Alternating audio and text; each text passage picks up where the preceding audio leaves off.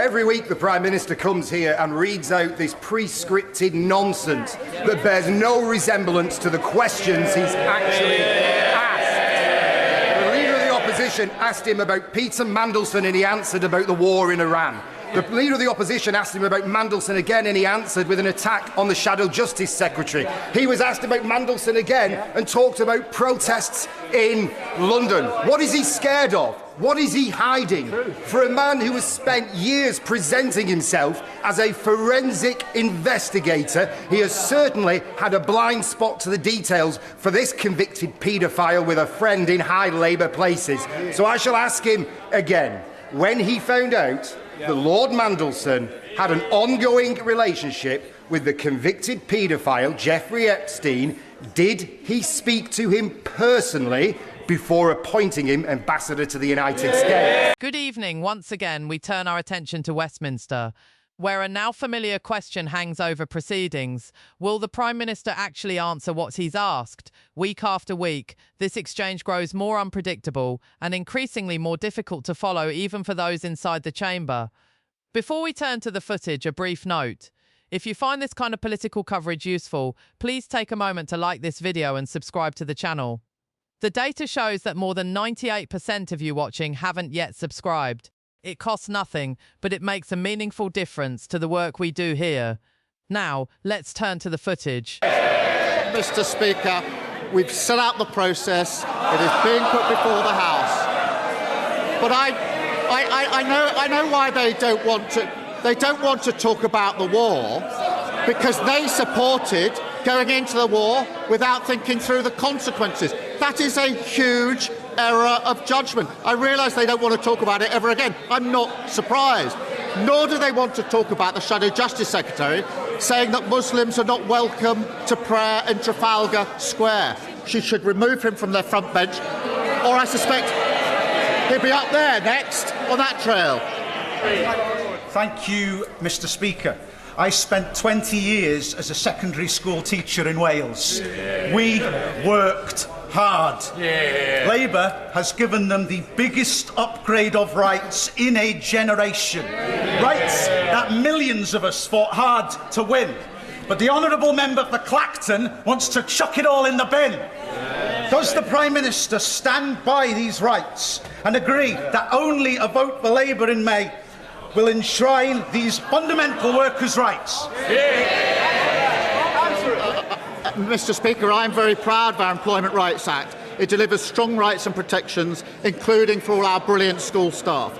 And reform, he's right, would rip up those protections. They have nothing to offer but grievance and division. And, Mr. Speaker, they have no judgment, because just like the Leader of the Opposition, the member for Clacton said we should do all we can to support the US strikes, and he said, I make that perfectly clear.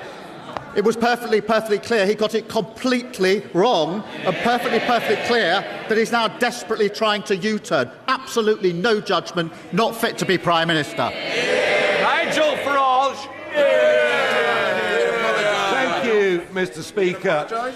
Over the course of the last year, our North Sea neighbours, Norway, have opened 49 drill sites for gas and oil. On our side of the North Sea, the number is 0. Given that our critical reserve of natural gas is down to 2 days and how vulnerable we are, and with talk potentially of energy rationing coming later this year, isn't it time we changed course, got rid of excessive taxation on the exploration companies, opened up the licences, became self-sufficient in natural gas, and with that would come thousands of jobs, increased tax revenues, and cheaper gas prices? Isn't it time we followed Norway? Mr. Speaker, oil and gas will be part of the mix of our energy for many, many years to come, as I've set out many, many times. But he's now highlighting the consequences of the war that he said we should rush into. He wanted us to go to war. He said it was perfectly clear that we should support the strikes. Then, just like the Leader of the Opposition, a week later, he said, oh, no, I got that one wrong. You can't make mistakes about decisions as serious as committing to war. It's a gross error. The point of order, Sir Julian Lewis. Thank you, Mr. Speaker. You have clearly explained that you are not responsible for the quality or lack of it in a minister's answers or even a prime minister's answers. But can you explain for the benefit of the House and the viewing public what Prime Minister's questions is supposed to be about?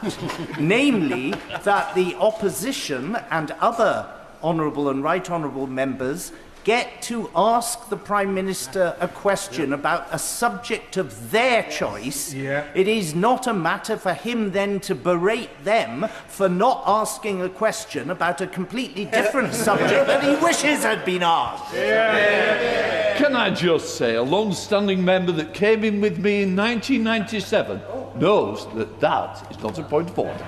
Paul Holmes. Thank you, Mr. Speaker. Further to that point of order, notwithstanding the rulings that you have made in the chair, which I think are always perfect and completely right, can I ask, Mr. Speaker, we are now entering a new period where a Prime Minister answers a question about a subject that wasn't asked and then focuses asking a question on the opposition front bench. So, notwithstanding the ruling that you've just made to my right honourable friend, can you give me the options as to the parliamentary mechanisms and who I can approach to see whether there needs to be reform in the standing orders to actually give you the power to be able to determine what is an answer to a question and what is a completely pathetic... Can I just say, there is a real weakness in that, because there is an assumption that the person knows the answer. I will leave it at that. Don Buffer. Thank you, Mr. Speaker. You're also not responsible, Mr. Speaker, for the questions asked. The leader of the opposition said that it was British values to attack Muslims praying. I just wondered, Mr. Speaker, if that brings this House into disrepute in regards to British values. Can I just say, Luke, it's an important point that we need tolerance. And what I would say is about respecting each other. And what I would say is, you put your point on the record, but I'm not going to enter into a debate.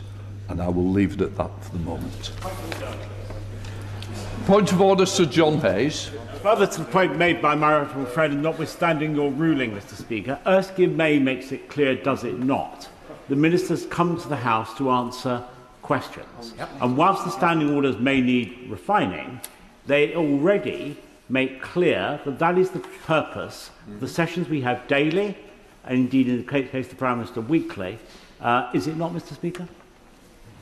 Sir John, can I just say, you're just continuing a debate that I think I've already given the answers to. I think we'll leave it at that. Thank you very much, Mr. Speaker. January of last year, I raised with the Prime Minister the issue of inadequate and inaccessible compensation for those injured by COVID vaccinations. The Prime Minister undertook to look into it along with the Health Secretary, but I'm afraid that more than a year later, no significant progress has been made.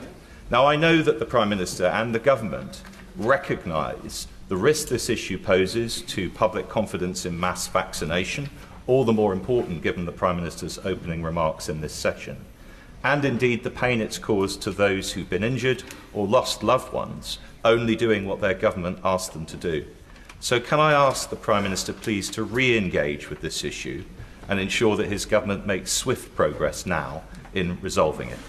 Prime Minister. Can I thank him for raising it, acknowledge the question he asked me last year in relation to this, and actually pay tribute to him and to Kate for her campaign.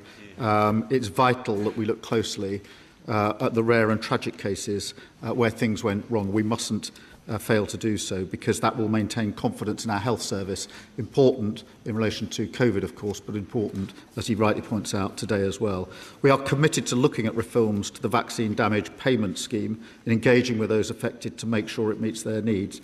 Specifically, we expect the fourth module of the COVID inquiry to report next month, which will look specifically at the issue that he has raised. And I can reassure him we'll look at other recommendations very closely. The chamber was full and the mood was tense from the outset.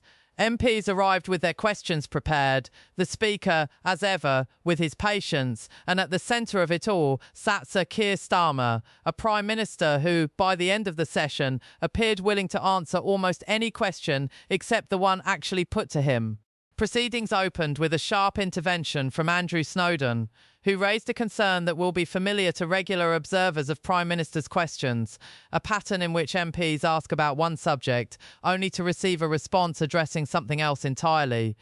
By the third such exchange, it had become difficult to avoid the impression that direct engagement with the question asked was, at best, optional. Snowden built his case methodically, pointing to instances where questions about a specific individual produced answers on entirely unrelated matters. It was a notable line of criticism, precise, evidence-based, and clearly intended to put the Prime Minister on the spot. The Chamber predictably leaned in. Would this finally produce a direct response? Sir Keir rose to answer, and within moments the discussion had shifted to an entirely different subject.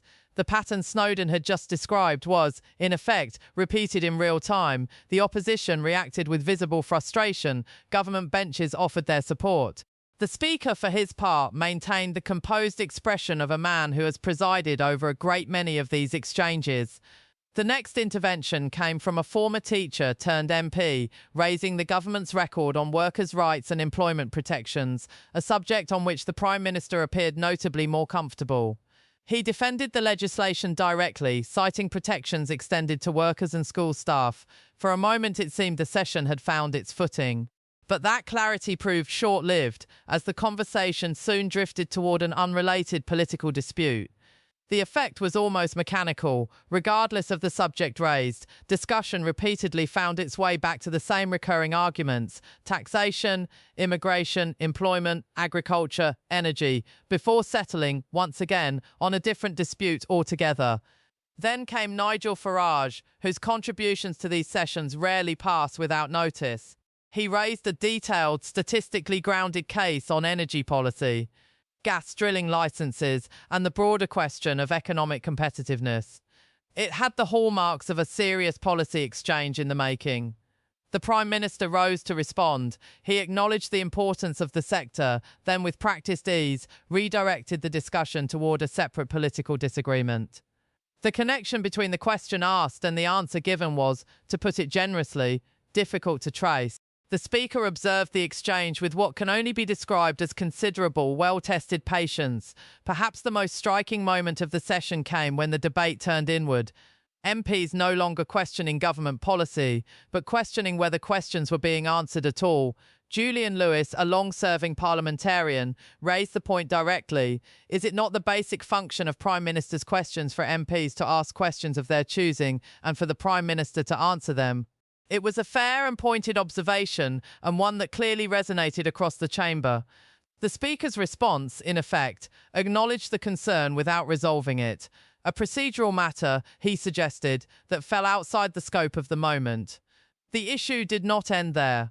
Paul Holmes rose next, opening with measured praise for the Speaker's handling of proceedings, before posing a more pointed question. Was there any formal mechanism to address answers that bore little relation to the questions that prompted them? The Chamber's reaction was immediate, and the Speaker's response landed with real force, observing that the entire premise rested on an assumption that the person answering was, in fact, providing an answer. It was a rare moment in which the institution itself seemed to step back and examine its own functioning. What followed was a sequence of procedural interventions, points of order, one after another, each extending a session that had already moved well beyond a conventional policy debate. Each time the matter seemed settled, another member rose to press it further. The Speaker repeatedly attempted to restore focus.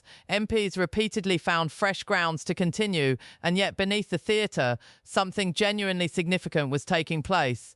A disagreement over policy had evolved into a debate about whether scrutiny itself was functioning as intended, a debate about parliamentary procedure, and then about the procedure governing that very debate.